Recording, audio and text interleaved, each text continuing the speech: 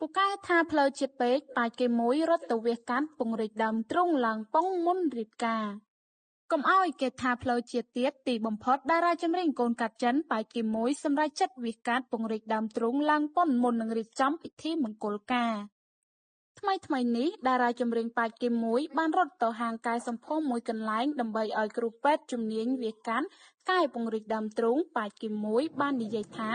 ពេលនេះដើមទ្រូងរបស់នាងធំដូចអ្វីដែលខ្លួនបងប្រាថ្នាហើយក៏គ្មានអ្នកណាហ៊ានហៅខ្លួនថាផ្លូវជាតិទៀតដែរកញ្ញាប៉ាច់គីមួយពិតជាពេញចិត្តខ្លាំងជាមួយដើមទ្រូងថ្មីរបស់ខ្លួនជាក់ស្ដែងមួយរយៈចុងក្រោយនេះពេលទៅណាមកណាម្ដងនាងជ្រើសរើសតែសម្លៀកបំពាក់វាលចំហទ្រូងដើម្បីបង្អួតផ្នែកទស្សនិកជននិងមិត្តភ័ក្តិស្របពេលដែលវាកាត់ពង្រីកដើមទ្រូងថ្មីនេះមានព័ត៌មានថាប៉ាច់គីមួយនិងលោកសយរតនៈត្រៀមដឹកដៃគ្នាចូលរោងការក្នុងពេលឆាប់ខាងមុខនេះបន្ទាប់ពីភ្ជាប់ពាក្យនឹងគ្នាអស់រយៈពេលជាច្រើនឆ្នាំចំពោះរឿងមង្គលការប៉ាច់គីមួយនៅតែនិយាយដដែលថានាងពុំទាន់មានគម្រោងរៀបការនៅឡើយទេពីព្រោះចង់សន្សំលុយឲ្យបានច្រើនសិន